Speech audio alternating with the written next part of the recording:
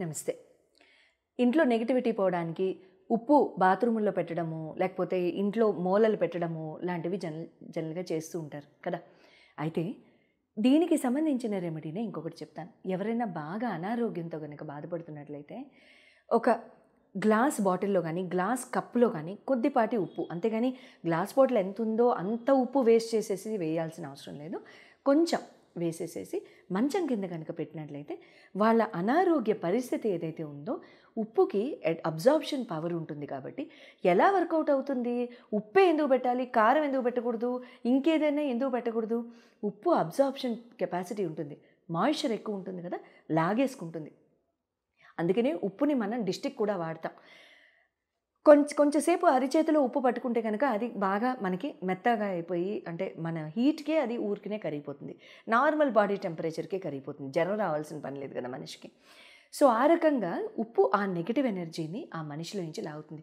చిన్నపిల్లలు భయపడటం కానివ్వండి, నిద్రలో కలవరించడం కానివ్వండి, ఏడవడం కానివ్వండి, లేకపోతే జ్వరాలు కాస్త జ్వరం వచ్చినప్పుడు వణికిపోతూ ఉంటారు పాపం చిన్న చిన్న పిల్లలు. అటువంటప్పుడు కానివ్వండి ఇది వాడండి. వాళ్ళ మంచం దగ్గర పెట్టండి. తగ్గిపోగానే ఆ ఉప్పుని ఫ్లష్ అవుట్ చేసేసేయండి నార్మల్‌గా.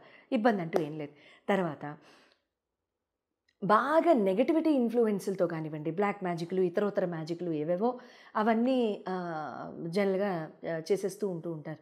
సో, ఆ రకంగా అన్నప్పుడు కూడా మీరు ఉప్పుని చేతిలో పట్టుకుని అదంతా పోయింది అని తలుచుకుంటూ, మాకసలు ఏం లేదు, ఆ పీడంతా పోయింది కానీ, ఆ రోగం అంతా పోయింది కానీ, ఆ బాధంతా పోయింది కానీ, అంటే రోగం అంతా పోయిందంటే ఆ అనారోగ్యం పోయిందని కానివ్వండి, దానివల్ల వచ్చింది. తర్వాత ఆ బాధ పోయిందని కానీ ఇలా 2 చేతులతో ఇట్లా అనేసుకుంటూ కాసేపైనా ఒక 60 సెకండ్స్, 45 సెకండ్స్ టు 60 సెకండ్స్ అలా ఎన్నాళ్ళు చేస్తారు? 41 డేస్ చేయండి. ప్రతిరోజు రాత్రి నిద్రపోయేటప్పుడు ఇలా అనుకుంటూ ఫ్లష్ అవుట్ చేసేసేయండి. సింక్‌లో కానివ్వండి, టాయిలెట్ కమోడ్‌లో కానివ్వండి, ఎక్కడైనా సరే కంప్లీట్‌గా అయిపోతుంది.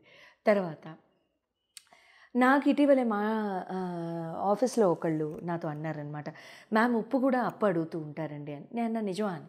ఇంక నాకు నిజంగా తెలీదండి. అట్లా అడుగుతారని కూడా నాకు నిజంగా తెలీదు. నేనైతే ఎప్పుడు ఎన్‌కౌంటర్ అవ్వలేదు అది. సో, అటువంటిది ఏమన్నా చేస్తున్నట్లయితే ఎప్పుడు ఉప్పు ఇవ్వబోకండి. ఎందుకంటే ఉప్పు మీ ఫైనాన్షియల్ స్ట్రెంగ్త్. మన ఇంట్లో ఎంతైనా ఉప్పు ఉండనివ్వండి నిల్వ. అది మీ ఫైనాన్షియల్ స్ట్రెంగ్త్.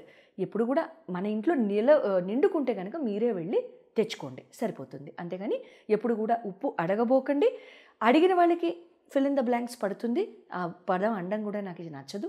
అండ్ ఇచ్చిన వాళ్ళకి పాపం వాళ్ళ వైభోగం పోతుంది అని అంటారు. సో, కాబట్టి అది కూడా ఇవ్వకుండా, తీసుకోకుండా ప్రయత్నించడం మంచి జరుగుతుంది. శుభం భూయాత్.